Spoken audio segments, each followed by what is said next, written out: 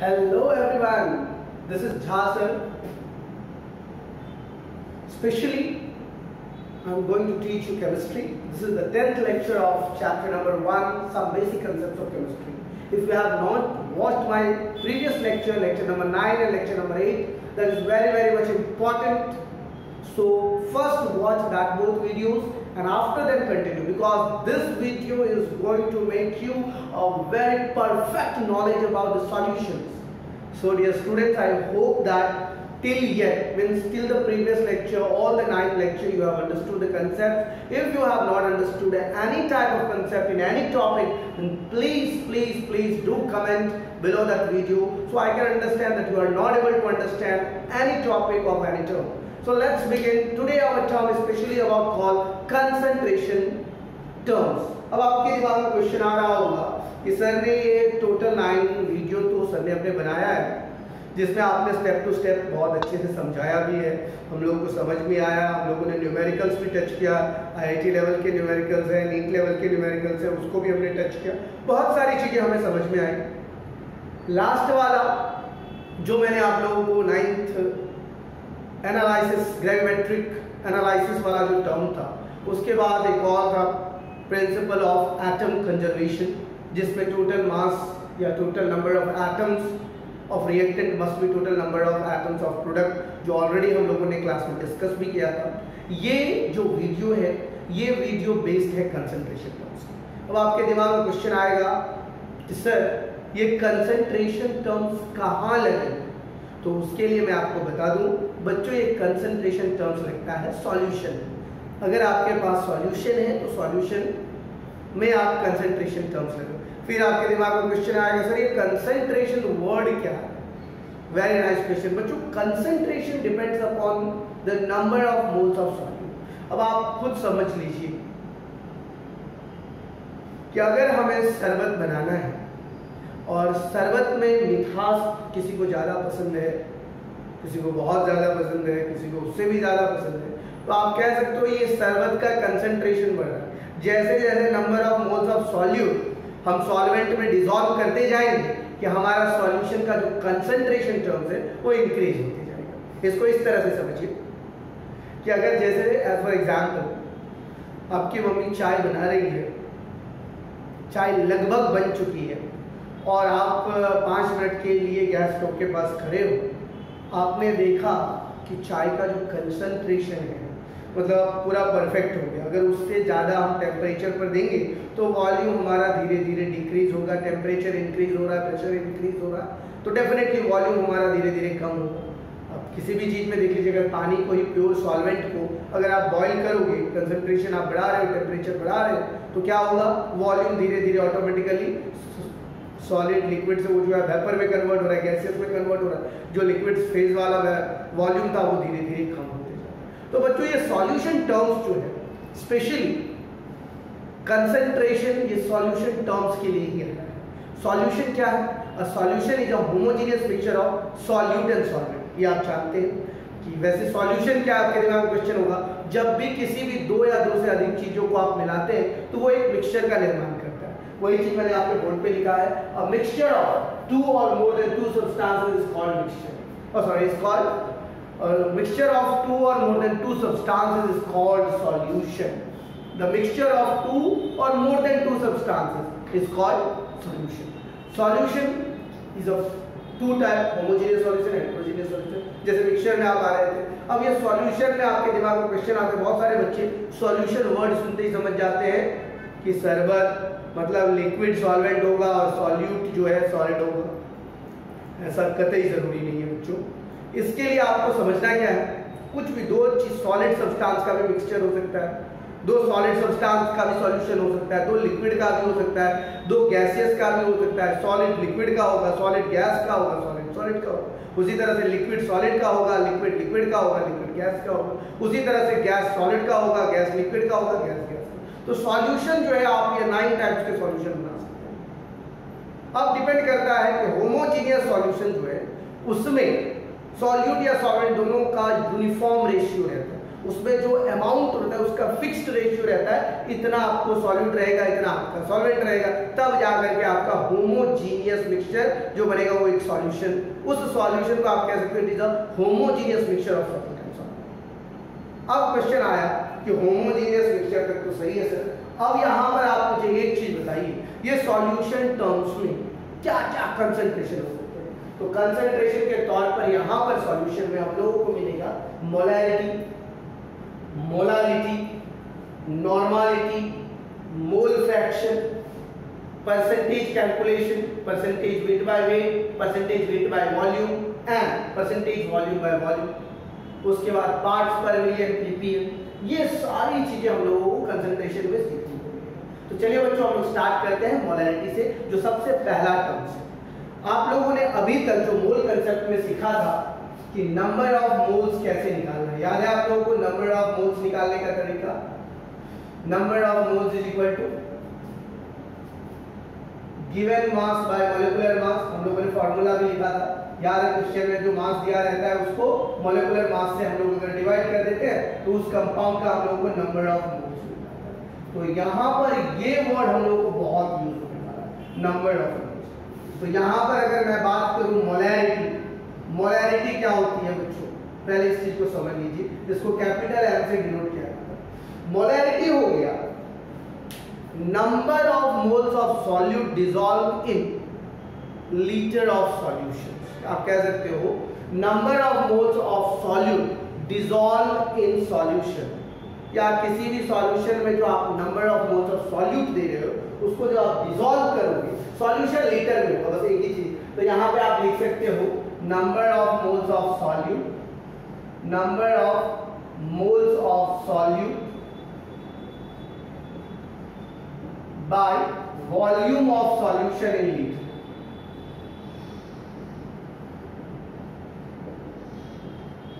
ये हमारा मोलैरिटी है, ये मोलैरिटी को कैपिटल M से डिनोट किया जाता है।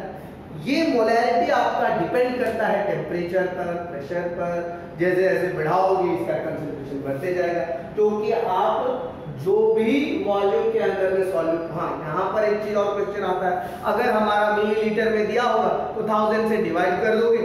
जैसे एज फॉर एग्जांपल जैसे सपोज कीजिए मैं आपको कह रहा हूँ 40 ग्राम NaOH सोडियम हाइड्रोक्साइड, जिसको अल्कलाइन कहते हैं, अगर इसका आपको मोलैरिटी निकालना, क्या निकालना बच्चों? मोलैरिटी। तो मोलैरिटी का फॉर्मूला होता है number of moles of solute by volume of solution in litre. Number of moles निकालेगा जो फॉर्मूला है गिवन मास बाय मॉलिक्यूलर मास। तो यहाँ पर सबसे पहले इसको आप लोग n बाय v से भी डिनोट कर सकते हैं, small n by capital V। Okay, तो number of moles of solute निकालना है, n की वैल्यू निकालना है, गिवन मास 40 ग्राम और सोडियम हाइड्रोक्साइड का मॉलिक्यूलर मास कितना होगा?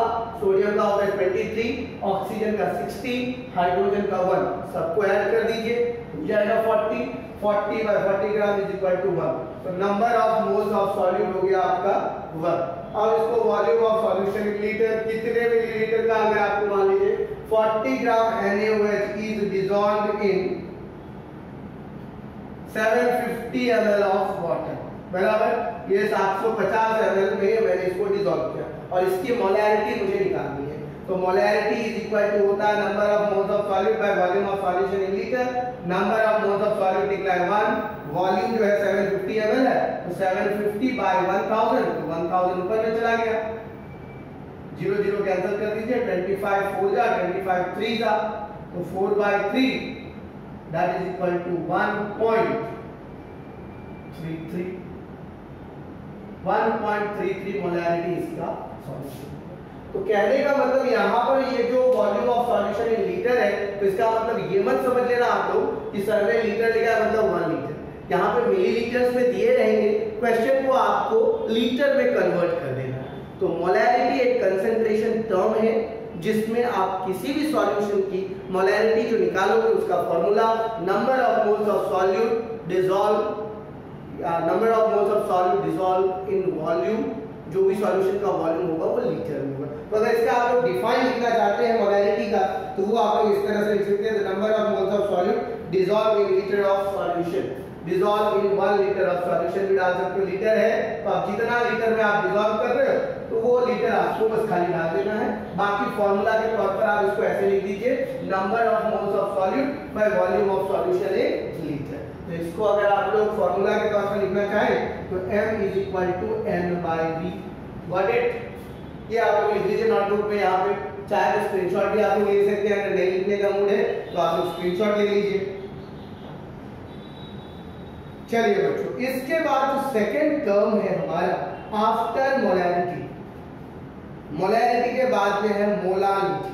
अब बच्चों आपके दिमाग में वापस क्वेश्चन आएगा, सर एक बार और इस चीज को थोड़ा बढ़िया क्लियर कर दीजिए, नहीं समझ में आया।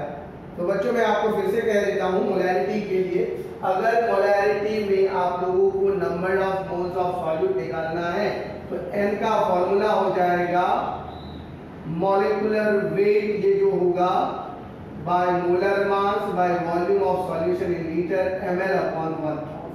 तो इसको आप ऐसे भी कह सकते हो W by capital M into 1000 by जो भी आपका दिया रहेगा वो मिलीलीटर में होगा।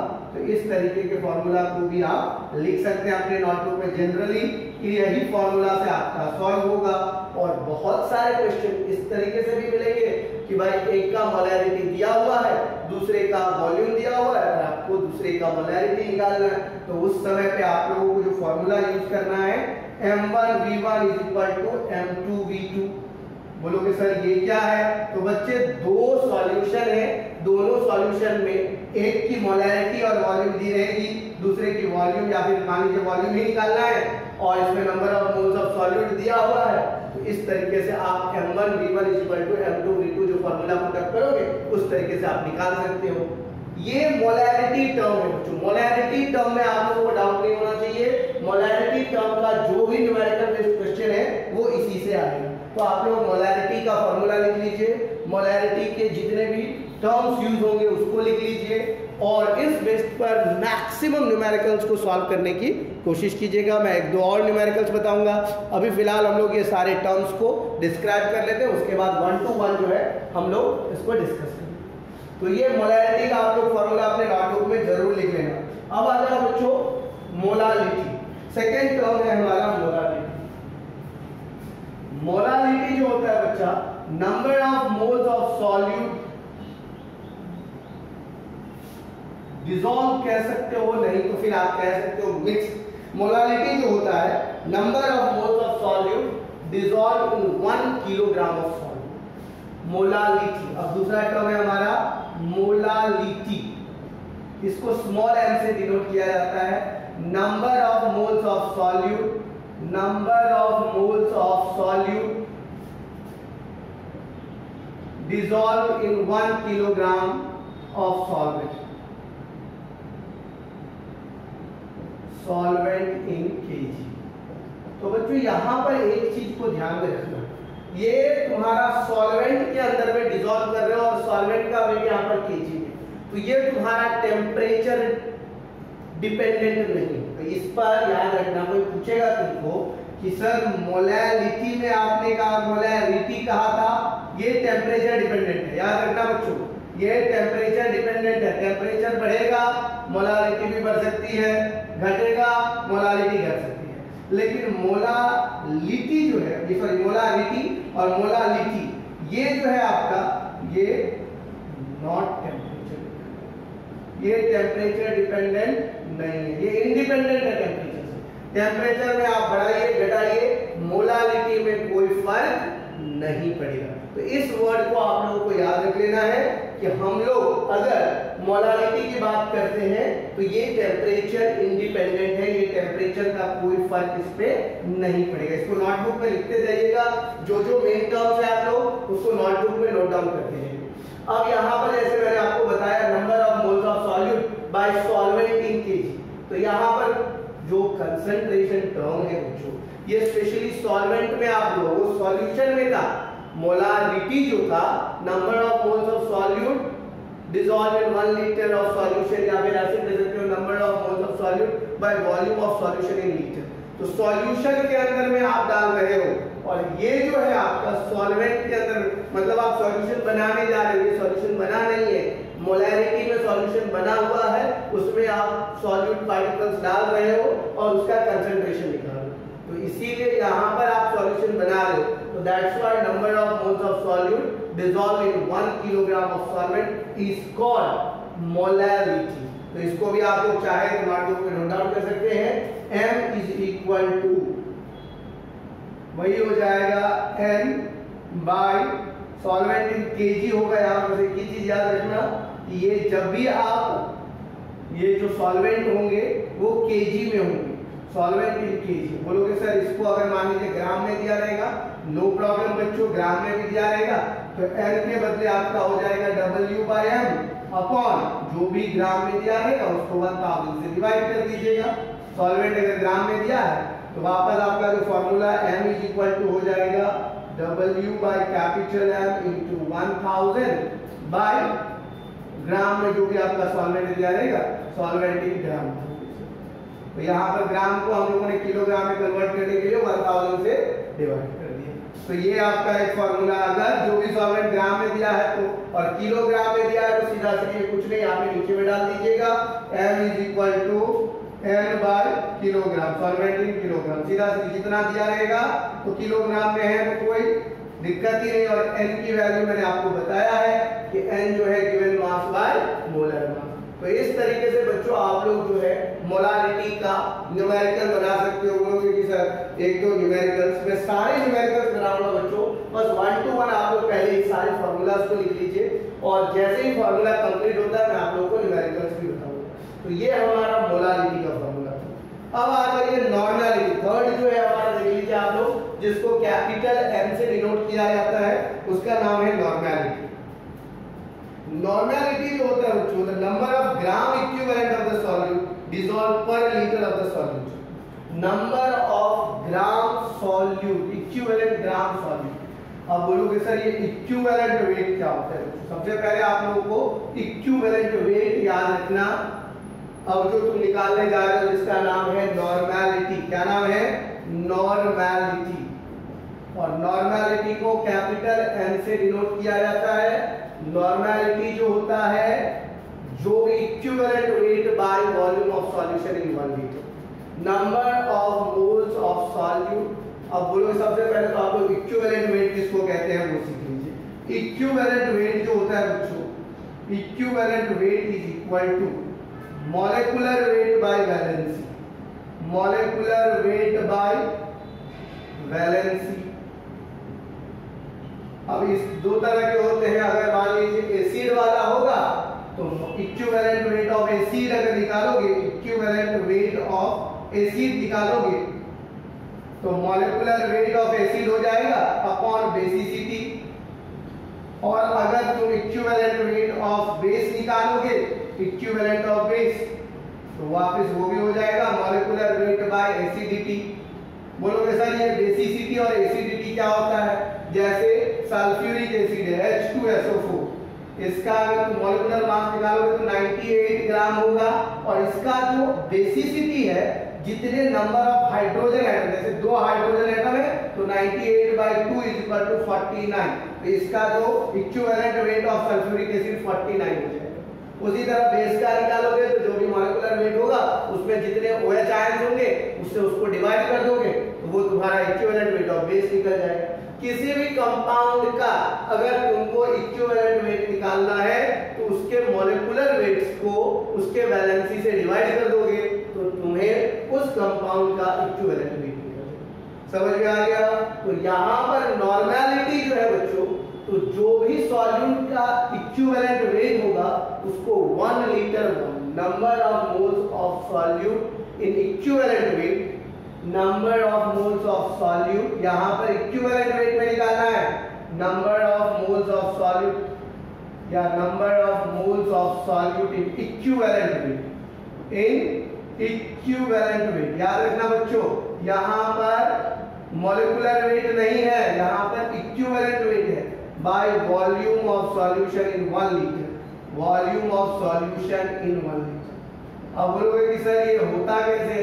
तो बच्चों जो भी तुम लोगों को नंबर सॉल्यूट है उस सॉल्यूट का सबसे पहले केमिकल फॉर्मूला लिख लो, उसकी जो वैलेंसी है उसके मॉलिक्यूलर वेट से उसको डिवाइड कर दो तो तुमको इक्विवेलेंट वेट निकल जाएगा। और इक्विवेलेंट वेट को 1 लीटर सॉल्यूशन, 1 लीटर सॉल्यूशन का मतलब कितना हुआ 1000 ml। तो अगर तुम n का फॉर्मूला लिखोगे तो क्या लिखोगे बच्चों, what is the formula of normality, can anybody say number of gram equivalent of solute, gram में ही आएगा, आप लोगों को पता है कि gram weight of gram by equivalent weight of solute into 1 by volume of solution in litre. तो हमेशा याद रखना number of weight of solute by equivalent weight of solute. यहां पर ये जो निकालोगे weight of solute by equivalent weight of solute, wait of solute by equivalent weight of solute,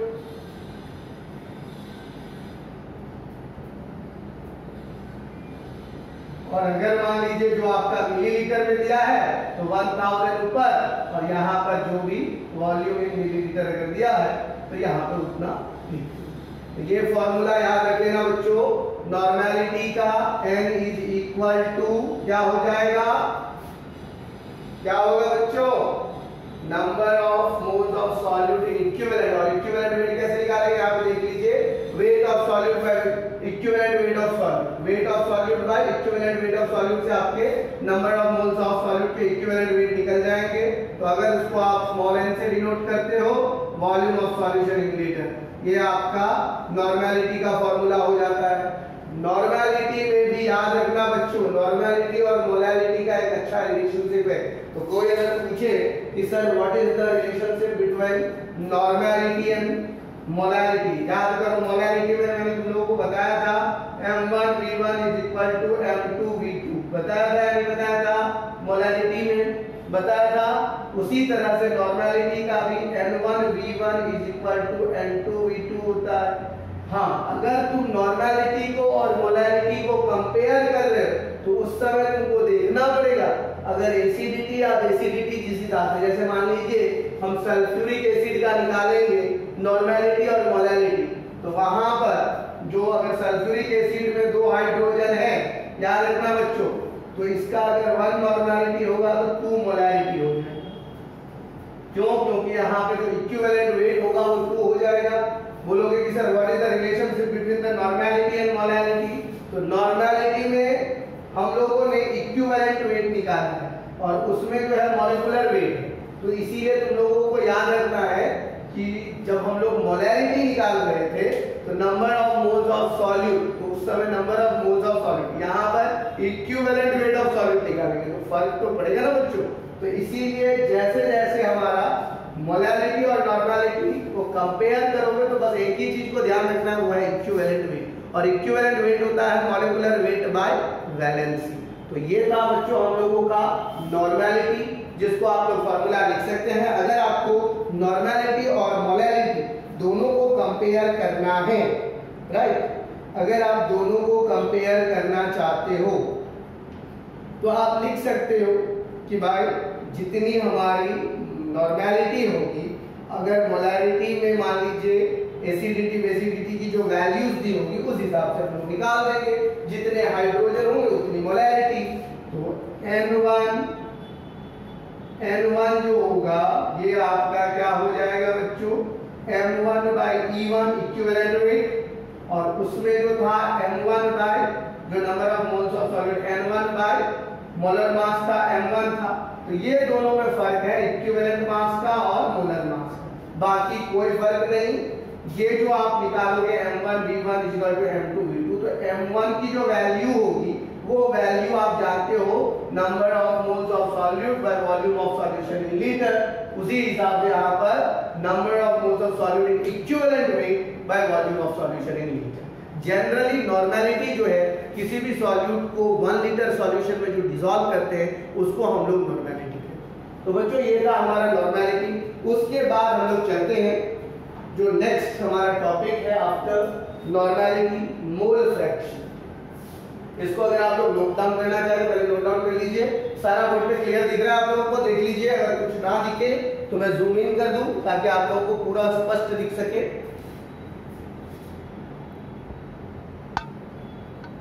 Is it visible now everyone? Yes चलिए फटाफट या तो लिख लीजिए, नहीं तो स्क्रीनशॉट ले लीजिए आप लोग। अब जो नेक्स्ट टॉपिक है हमारा वो है मोल फ्रैक्शन।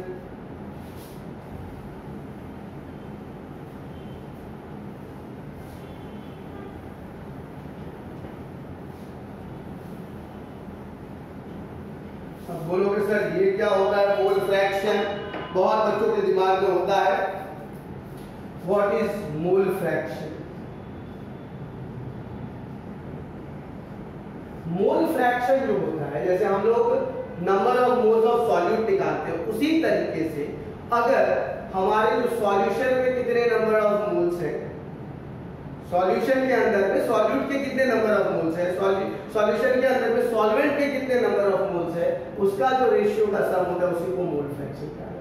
जैसे जस्ट सपोज कीजिए मोल फ्रैक्शन, अगर हम लोग मोल फ्रैक्शन दो तरीके सॉल्यूट का और सॉल्वेंट का दो का हो, अगर मान लीजिए इसको मैं सॉल्यूट मानता हूं तो सॉल्यूट अगर XA को मानूंगा तो वहां पे XA इक्वल टू हो जाएगा Na/Na प्लस Nb। बोलोगे सर ये क्या है? ये सॉल्यूट का मोल फ्रैक्शन है। सॉल्यूट का मोल फ्रैक्शन कहने का मतलब कि सॉल्यूशन के अंदर में तुमने कितना सॉल्यूट दिया उसका जो रेशियो है वो तुम्हारा सॉल्यूट का मोल फ्रैक्शन। उसी तरह से अगर हम सॉल्वेंट का मोल फ्रैक्शन निकालें तो सॉल्वेंट का जो number of moles of solute है और सॉल्यूशन का जो रेशियो है उसको हम लोग सॉल्वेंट का मोल फ्रैक्शन करेंगे, और इस दोनों को अगर आप ऐड करोगे तो आपकी वैल्यू जो है 1 होगी। कैसे हम लोग देख लेते हैं, Na/Na प्लस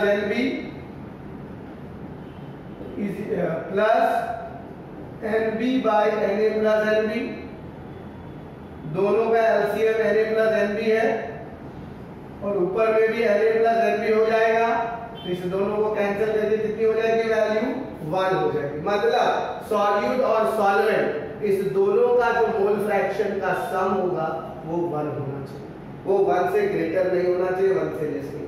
तो मोल फ्रैक्शन याद रखना बच्चों, मोल फ्रैक्शन कुछ और नहीं, number of moles of solute और number of moles of solution का ratio plus number of moles of solvent और नंबर ऑफ सॉल्यूशन का रेशियो, इस दोनों के सम को हम लोग मोल फ्रैक्शन ऑफ सॉल्यूशन कहेंगे। तो याद रखना XA plus XB is equal to 1। XA क्या है? Mole fraction of solute. XB क्या है? Mole fraction of solvent. अगर मान लो किसी एक की वैल्यू दी है तो दूसरे को 1 में से क्या करना है? माइनस करना है। जैसे मान लीजिए number of moles of solvent दिया हुआ है और सॉल्यूट की वैल्यू निकालना है तो 1 minus number of moles of solvent. उसी तरीके से अगर मान लीजिए सॉल्वेंट का निकालना है तो 1 minus mole fraction of solute. तो ये सारा वैल्यू आप लोग मोल फ्रैक्शन का नोटबुक में लिख लेंगे। ये था हमारा बच्चों mole fraction, the ratio of number of moles of the solute or solvent present in the solution and the total number of moles present in the solution is known as mole fraction of the substance concerned। समझ में आ गया बच्चों? Solute और solvent की value पता चल गई, mole fraction समझ में आ गया। अब जो नेक्स्ट टॉपिक है हमारा वो है परसेंटेज कैलकुलेशन। अब बोलोगे सर परसेंटेज कैलकुलेशन कैसे निकालते हैं, तो वो भी बता देता हूं बच्चों।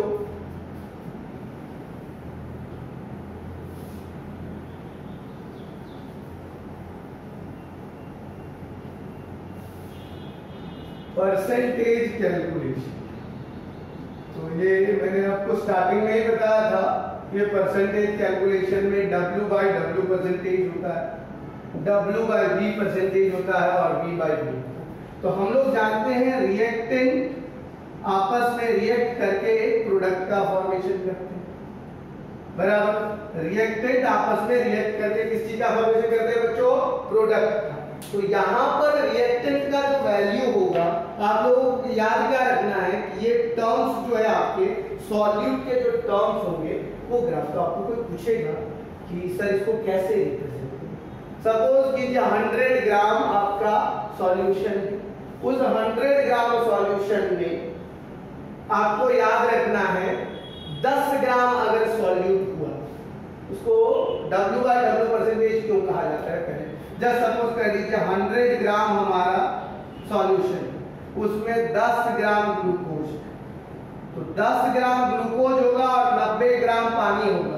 इस दोनों को मिलाओगे तो 100 ग्राम तुम्हारा सॉल्यूशन बनेगा, जिस सॉल्यूशन में आप कह सकते हो जो ग्लूकोज जो है 10%, कितना glucose 10% W/W solution of glucose.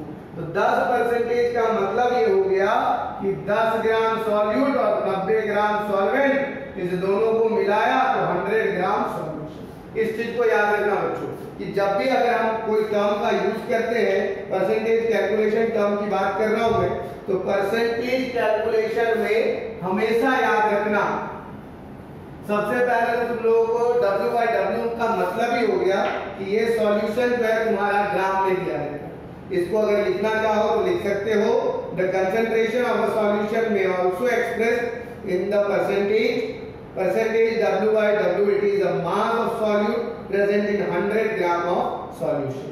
It is a mass of solute present in 100 gram of solution. Late से लिखो जल्दी, it is a mass of solute present in 100 gram of solution.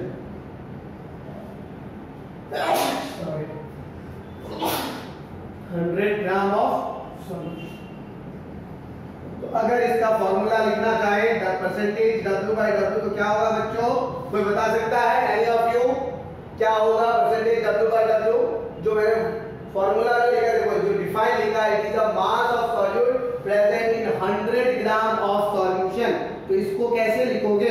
Mass of solute in gram by mass of solution in gram into 100। क्या लिखोगे? मास of solute in gram by mass of solution in gram into 100। तो बच्चों ये किस चीज का formula हो गया? Percentage W/W। इसका मतलब क्या हो गया? It is a mass of solute present in 100 gram of solution. तो इस तरीके से आप लोग परसेंटेज W/W की वैल्यू निकाल सकते हो। अगर मान लो तुम्हारे पास परसेंटेज बाय मास मींस का कोई पूछे कि what is the percentage of mass means, percentage अगर दिया हुआ हो तो अगर तुमको सॉल्यूट की वैल्यू निकालना है तो याद रखना यहाँ पे सिर्फ और सिर्फ 100 ग्राम है। x परसेंटेज बाय मास का मतलब हो गया 100 gram of solution contains x gram solute. 100 gram of solution contains x gram of 100 gram of solution contains x gram of solute, x gram of. तो अगर मान लो तुमको x की वैल्यू निकालना है, बराबर, परसेंटेज दिया हुआ है, तो निकलेगा या नहीं निकलेगा? x जो है 100 माइनस जो भी परसेंटेज दिया है उसको माइनस कर दोगे तो तुम्हारा, अगर मान लो इसकी वैल्यू a1 है तो 100 माइनस a1 जो भी वैल्यू आएगा वो तुमको परसेंटेज ऑफ सॉल्यूट की वैल्यू निकलेगी। तो इस तरह से कैलकुलेशन आप लोग निकाल सकते हैं percentage of solute bye solute W/W का। ठीक इसी प्रकार से it is the mass of solute present in 100 ml of solution. 100 ml of solution, अगर इसको वॉल्यूम में करोगे तो 100 ml of solution, 100 ml of solution. चलो ब्लैक से लिख देता हूं, आप लोगों को क्लियरली दिखेगा। Percentage W/V 100 ml of solution, it is the mass of solute present in 100 ml of solution. किसमें? 100 ml of solution. Mass of solute in gram by mass of solution in ml into 100 बराबर। ये आपका percentage W/V का formula हो गया।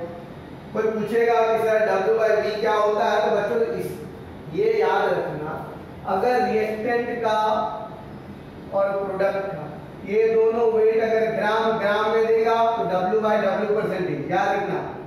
अगर ये ग्राम और मिलीलीटर में दिया तो W/V परसेंटेज, अगर ये भी मिलीलीटर ये भी मिलीलीटर में दिया तो V/V। ये जनरली गैसेस के लिए होते हैं जो वॉल्यूम्स में पाए जाते हैं।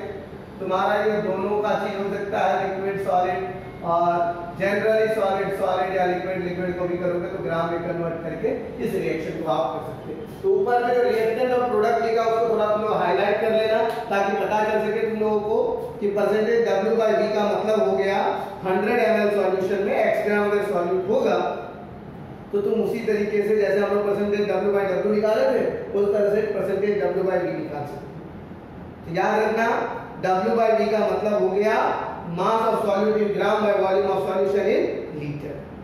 अब वापस volume of solute by volume of solution in litre, it is a given as volume of solute present in 100 ml of solution. It is a volume of solute present in 100 ml of solution. Percentage V by V का मतलब हो गया volume of solute in milliliter या liter, volume of solute by volume of solution in liter, volume of solute upon volume of solution into 100। तो ये बच्चों हम लोगों का परसेंटेज जैसे अगर डिफाइन हर एक का लिखोगे अलग अलग होगा, खाली फार्मूला लिख लो, याद रखना मास ऑफ सॉल्यूट एक और फार्मूला, ये तीनों तुम्हारा एक साथ हो जाएगा, स्क्रीनशॉट ले सकते हो, बेटर हो जाएगा। Percentage W by W is equal to mass of solute in gram upon volume mass of solution in gram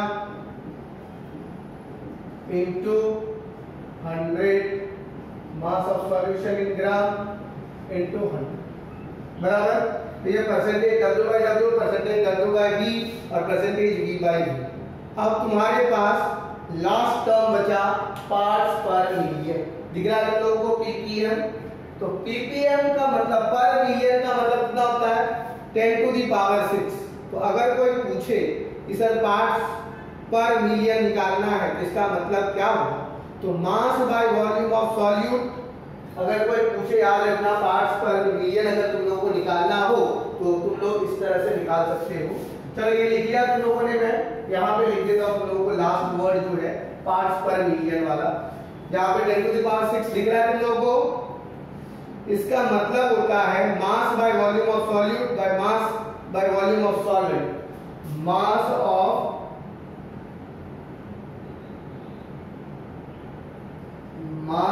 of solute।